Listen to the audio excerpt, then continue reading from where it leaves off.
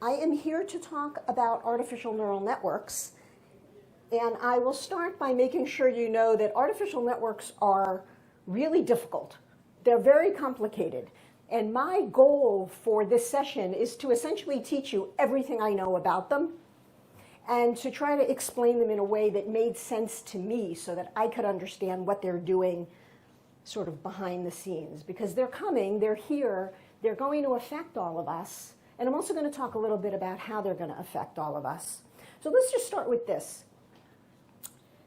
How many of you deposit checks with your phone? Like, don't we all deposit checks with our phone? In fact, I deposited a check at the ATM, and then we couldn't figure out where that check went. And we went, this happened last week. And it turned out I had deposited it at the ATM. I didn't have the check anymore. We're so used to this, but have you noticed that I'd say it's the past 6 months, a year, that the software's gotten so much better at reading everyone's handwriting, right? I mean, like 2 years ago, 3 years ago, a lot of the time it would not read, like the number 9. Apparently 9 is a really difficult number for neural networks to read. It's gotten so much better over time. I think this is pretty cool.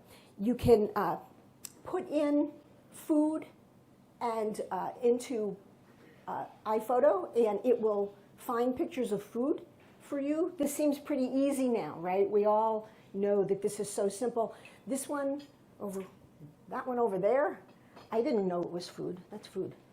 That was food. Can you find a car? These are very common things. Can you find the car my son wishes he had, but the car he actually got? Yeah. Can you find a car in all of these, right? All these things that are recognition, right? Whether it's handwriting recognition, photo recognition, right? All of these things. There's an app where you can take a picture of a dog, and it's going to tell you what kind of dog it is. Right? These are all new. These are actually new. I know they don't seem new anymore, but they're new. It's not always right? I don't think that's a Yorkie, but it's really close. And then my personal favorite, if I shopped at Neiman's, I'm going to take a picture of my favorite booty, and then I'm going to upload it, and Neiman is going to find all the booties in their stock that match my picture. This is brilliant. It's not just a shoe. They're going to actually get it down to, like, I want a heel, right? These are all new things. These are all things that are moving in the direction of recognition, which is one of the main uses for artificial neural networks. So this is the agenda for our time together. What are artificial neural networks and how do they work? And then what's the impact on us moving forward? And I have my own soapbox about that. Those of you who know me, I'm sure you're very surprised. So, in a nutshell, an artificial neural network is a type of artificial intelligence. It's actually a framework for the internal structure of cognitive systems. It's a subset of machine learning, and it's based on the structure of neural networks in the human brain. And I don't know as much about the human brain as Carmen, but I pretend. She knows it better than me.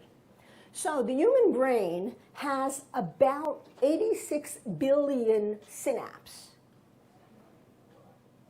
And when we learn, we go through iterations when we're learning. Someone gave me an example, like when you're an infant and you start to learn shapes of things, or you start to learn colors of things. And we go through these iterations in the brain, and different synapses fire in a different sequence. And we learn when we get it wrong. We get it wrong and we kind of rethink it. Right? How do I get to the right answer? We kind of rethink it. It happens really, really quickly. And ANNs, artificial neural networks, are very similar in how they operate to a human brain. First of all, they're made up of little, smaller, less complex components. We actually call them neurons. We say it's an artificial neural network. And they have a similar web of connections. And I'm going to get into the detail of how this web of connections works, because it's really quite fascinating. And the thing about ANNs is that they learn from prior experience. So they're always getting better. They're always getting better. They're always learning from prior experience. So in that way, they're very similar to the way we think. And that's been sort of the purpose and the goal of the development, engineering development around artificial neural networks, is how does a human think? Because it's really the most powerful thing we do, right, is the thinking we do with our brains. How can we get a computer to imitate that? ANNs are used in a lot of ways, in a lot of places. We just saw handwriting. Understanding and being able to recognize human handwriting has been a challenge. And there is a lot of data and information around how you teach a computer to recognize a number, just a number, never mind letters, never mind words, and how many iterations you have to go through to get it to recognize a curve up here, a curve over there, a line, right? Handwriting. Faces, this seems passé now, right? Tagging faces. Road signs. Road signs are easier than handwriting because they're standard. Right?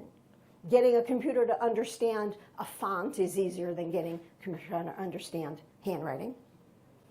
Objects.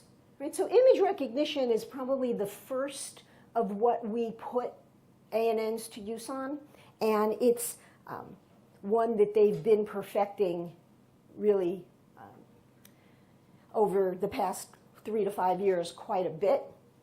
But now we also can have neural networks do things like help us make business decisions, help us predict and change economic policy, or predict how the stock market is going to do based on enormous quantities of data. So one of the things about cognitive systems is that they only work if you give them enormous amounts of data. The data sets that you need to feed into a cognitive system for them to actually do what we need them to do they're huge data sets. In fact, do you guys remember when IBM Watson won Jeopardy? Yeah. Do you know what data set they fed into IBM Watson in order for it to win Jeopardy? Humans didn't stand a chance. Do you have any idea what they... Encyclopedia Britannica? It was Wikipedia. So they fed in the entire corpus of Wikipedia.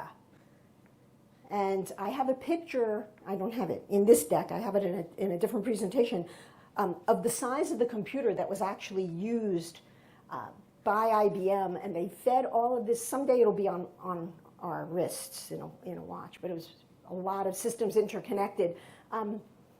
It was Wikipedia, a huge, we didn't stand a chance. I mean, where's the most trivia ever? It's in Wikipedia. Stock market predictions, credit card fraud detection, it's a great use. Right? Study your buying habits, where, when, how much, the kinds of things you spend on, and then flag it when it's something that's unusual. Right? These are a lot of them. And then, of course, health and medicine holds so much promise.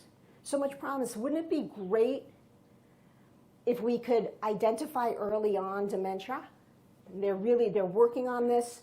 Heart attack detection long before. Right? We know we're about to have one. X-ray analysis is almost simple. That's, again, image recognition.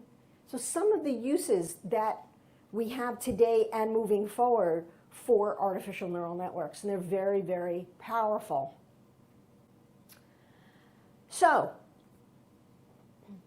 let's think about how a neural network might work if we were going to choose a flight. This is a true story.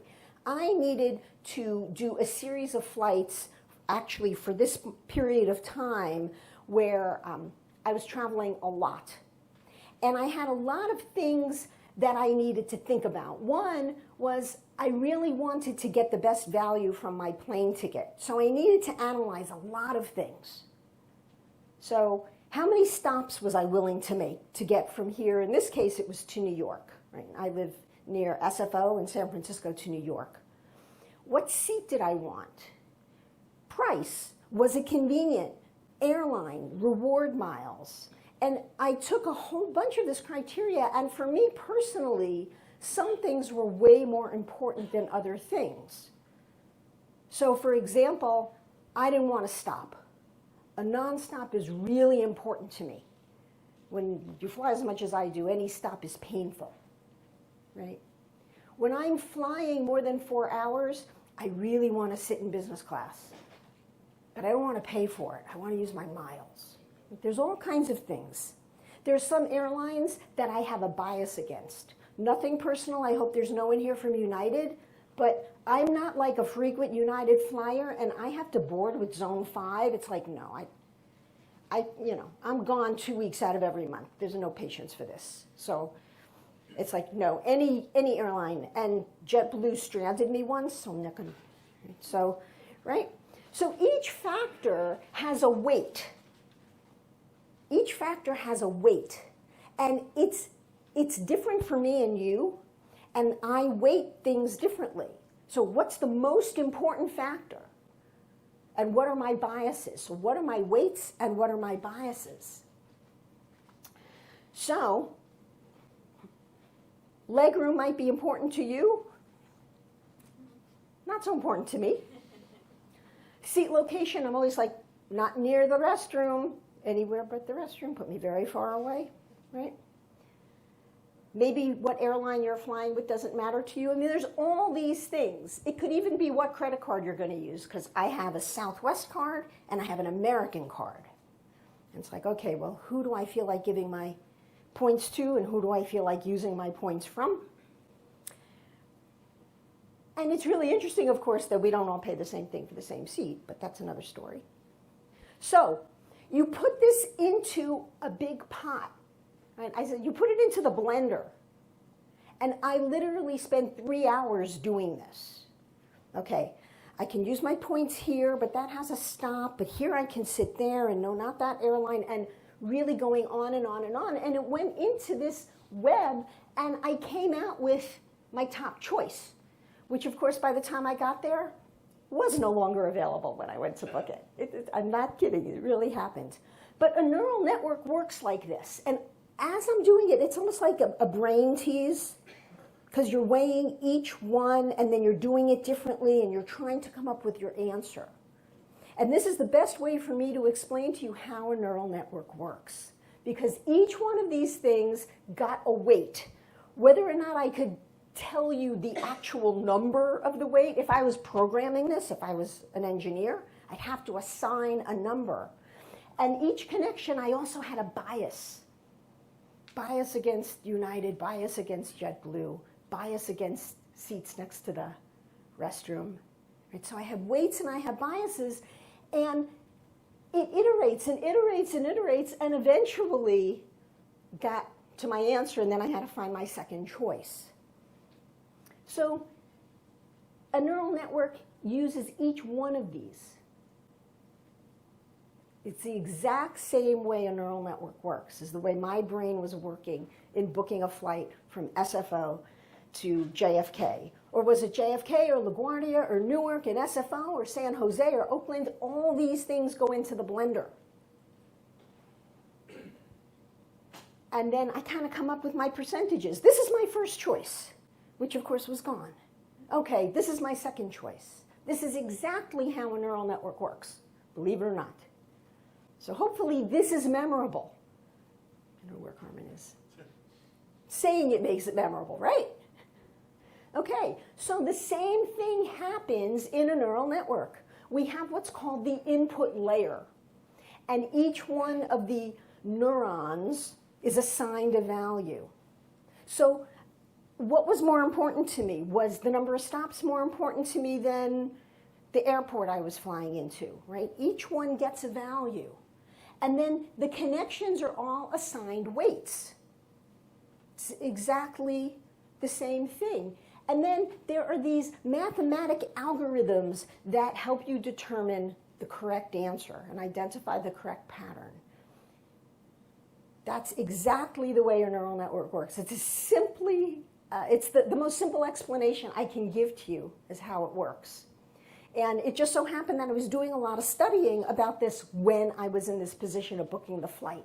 I was like, wow, that's exactly what my brain did. So there's the input layer and there's the output layer, and then in between there are all these hidden layers where connections are assigned and moved around, and we try again and we try again and we try again and we try again.